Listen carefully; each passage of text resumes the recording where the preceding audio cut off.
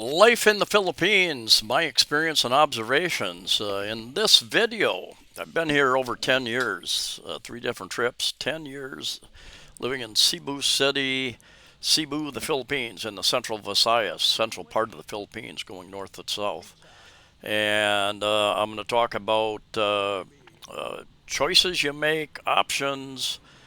I'm going to talk about lifestyle, visas a little bit. I'm going to talk about girls. Have they changed? What's the deal with girls? A little bit about vloggers and the cost of living, life perspective, my experience, frustrations, uh, sights, smells, sounds, noise, other issues about living here, and options. Anyway, you've got no, in the Philippines. Number one, you've got a pretty small country. It's about the size of the state of Arizona in the USA, about the size of Nevada. Italy is a little bit larger.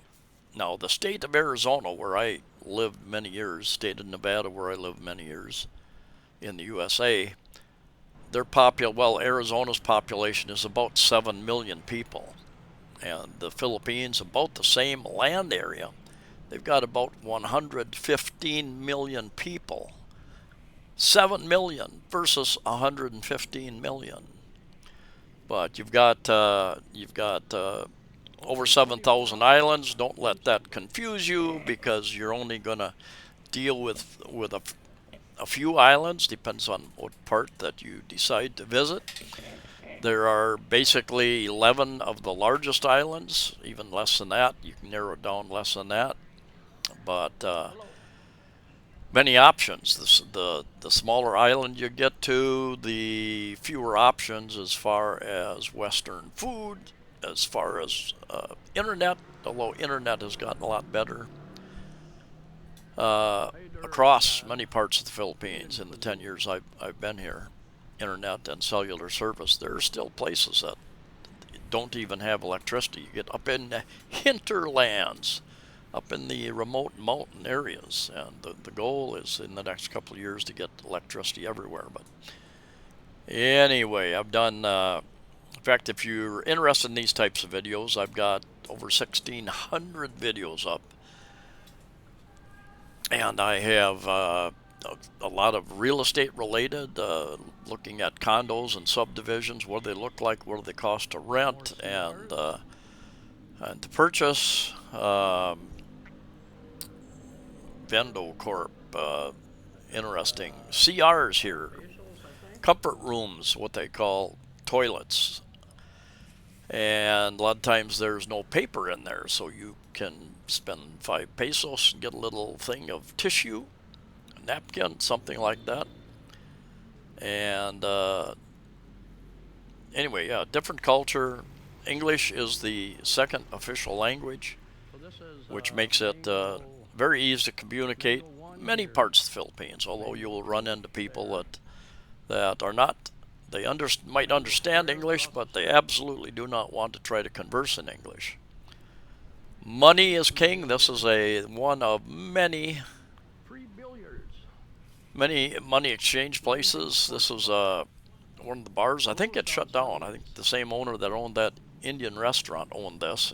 At first, it was a dance club bar, and then it was a sports bar. And it looks like it's closed up. Chow King, which is a fast food restaurant, looks like they're closed up permanently, unless they're just doing a remodeling or something. So girls were not the main reason that I came here. I watched, there were 3 vloggers, Western vloggers I was familiar with when I moved here. Cross over there's Mango Square. It used to be an entertainment bars up along there. Now it's fast food and that type of thing. There is a bar on the backside. There's the Social. Used to be an IT park. There's another bar called Draft Punk back there. There's a disco back there, and karaoke place or two. So there are options. So has the dating scene changed in the last 10 years? Is it still easy to find a younger Filipina girl to date and or marry? And I would say, yeah, it's still very easy. Although, 10 years, a new generation, the people who were in their mid 20s, mid 30s, they're 10 years older. I'm 10 years older, unfortunately. And but I've done other videos, and I've said, the girls and people, almost everybody that I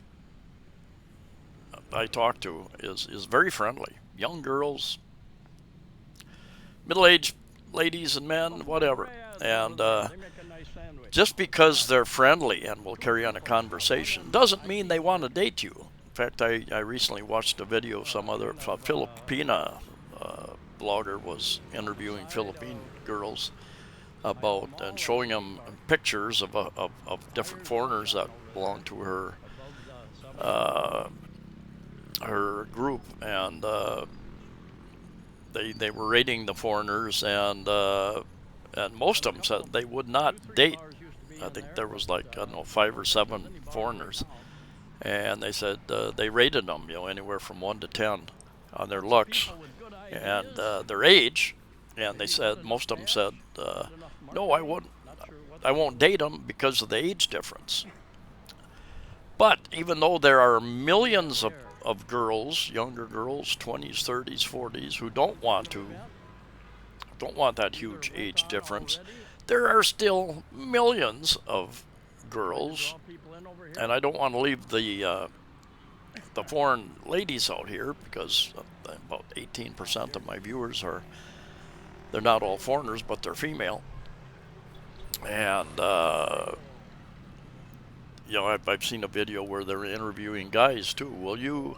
Younger guys, would you date an older foreign lady? Yes, why not? Was usually the answer. And one guy said, no, because I want children, so she has to be younger. Makes sense. Um, so yeah, the dating scene on the dating sites is little risky, because I've known many foreigners, and that's where I started. I met my first, well, in fact, I met my second and third girlfriend on dating sites, and first one I met in a mall, and that's where I suggest easy. You don't know very much. You can fall in love and lust on these dating sites, but until you meet them, and the easiest way to meet them, in my opinion, go into a mall and go into the clothing department or the wherever, and start looking around, and different sales clerks, female and male, will often surround you, several. And I've had my second question usually is, where's your wife, sir? And it's like, I don't have a wife. Oh, well, give her your number, sir, she's looking. And she's mid-30s oftentimes, or even younger than that. So you can start a relationship. You get to see them, you get to talk to them a little bit. The biggest mistake a lot of people make is they move that girl in with them very early on, before they know very much about them. And I know several instances where one case, the guy had to move out, the girl wouldn't move out. And another guy I know, he said, my girlfriend moved in with me, I don't know how that happened.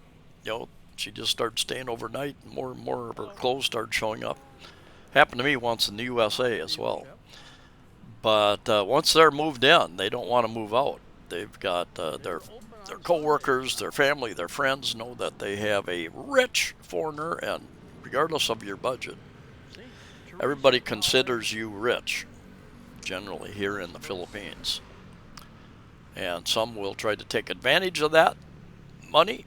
I've got friends that have dated girls, and yeah, they get demanding. My mother needs money. My baby, I'm a single mother. My baby needs diapers and milk and medicine. And So yeah, you move them in, and you become the support for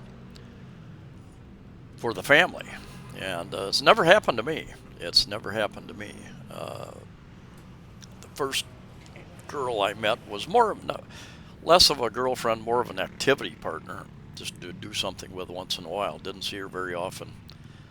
And but even she got a little demanding at one point in time. Oh, I told my brother I would supply a couple lechons for his wedding, and my father needs 10,000 pesos for fertilizer, and so that was a quick beginning of the end of that. Domino's Pizza, I've eaten there once. Wasn't too bad. I used to eat them in the USA. Different here. Second time I had it, I think they taste like they put a lot of sugar in the sauce, which Filipinos like sugar. And yeah, I wouldn't order again. But anyway, the girl's second girl I met on a dating site, and she was always busy, even on her day off, always busy. And I finally complained that she never had time to do anything, and so that kind of ended that. Third girl I met, also very busy, but she can get time off. We communicate pretty well, and in fact, in the not too distant future, I will be married. Been together for six years, and yeah, I think I found a good one. The only person I found that my dry humor laughs at laughs at my dry humor. Actually, understands most of my dry humor. But yeah, what do you want? What do you want? And I've told my kids years ago. I told my kids years ago. I made plenty of mistakes. I was married 11 years, got divorced in the USA. Um, made made a number of had a number of relationships, and none of them really worked out, but for various reasons. And as I've gotten more mature, even 20 years ago, my attitude was, I made mistakes. I made financial mistakes. I made relationship mistakes in my younger years, and I don't want to do that anymore at my stage of life, because I don't want to have to recover from financial or heartbreak type issues. And relationships are something that I don't know. I'm running out of words. They can be great times, and you can have some tough times, as uh, probably all of you know. And I know guys here who have had a relationship for 8, 9, 10, 11 years with somebody, and in the end, it didn't work out, and they cut it off. And they started at around 60, and now they're 70, and I've had discussions with them. Yeah, and it's like, yeah, now trying to find takes a couple of years to get to know somebody. So take your time. The first year, take your time and get to know. Do you have anything in common with these girls, other than you've fallen in lust or love, whatever? Bikini bars along here, Mango Avenue. Bikini bars, um, they make their money.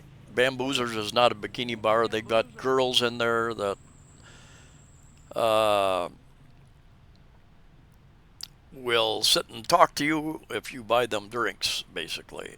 Same thing with across the street over there, Howling Dog 2, and a little further down the place, Howling Dog 1. They've got sweet little girls that will sit and chat with you if you buy them drinks. That's where they make a lot of their money. Sisters and other what they call bikini bars. But beware. A lot of these, if you're in there, especially before a crowd of other foreigners comes in, now hiring GRO dancer. Not sure what that is. Somebody told me one time. I guess I don't fit the age bracket. I could use the tips. I could use the extra money, but guess I'll pass on that.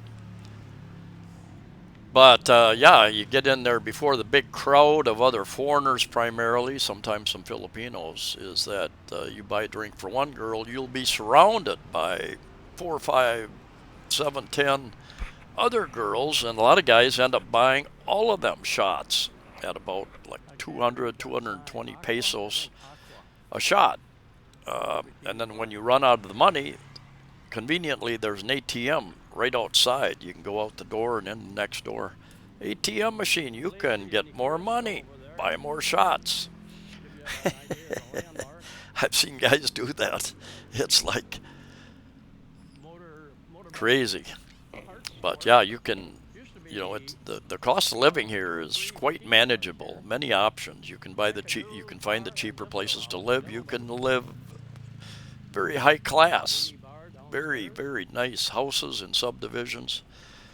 Some of the nicer condo developments, and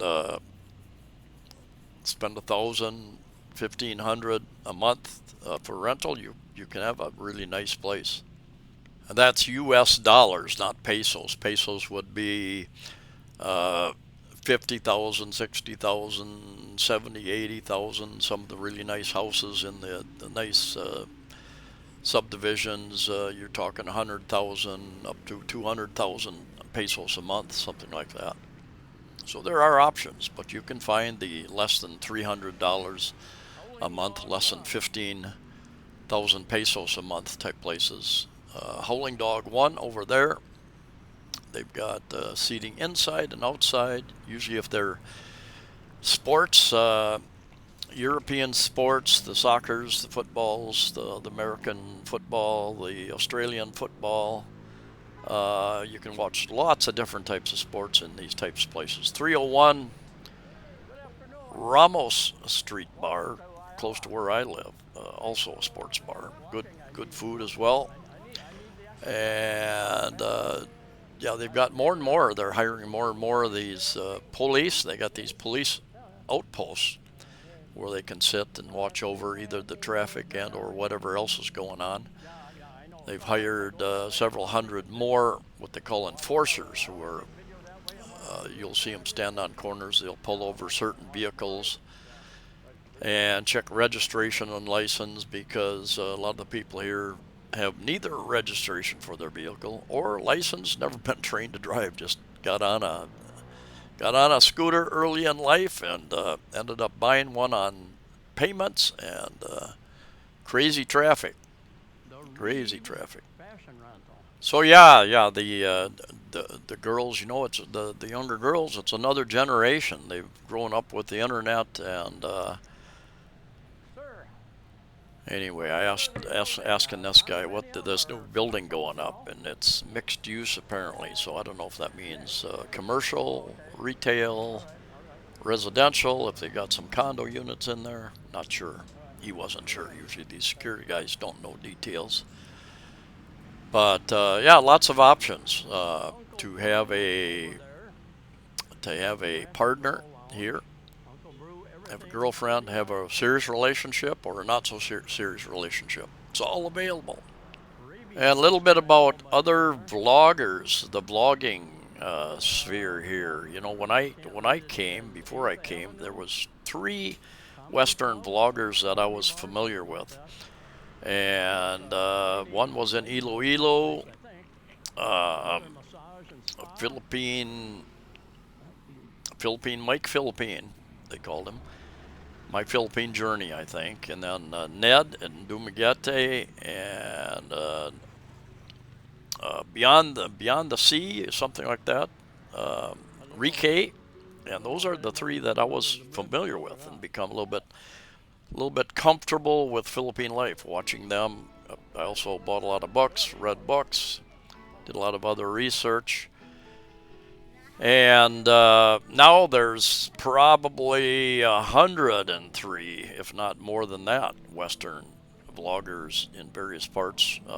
Many in Cebu City. I don't know 90% of them. I don't have time to follow other other Philippine bloggers, but Dumaguete, Iloilo, Bacolod, they're spread out across the Manila metropolitan area, Angeles City.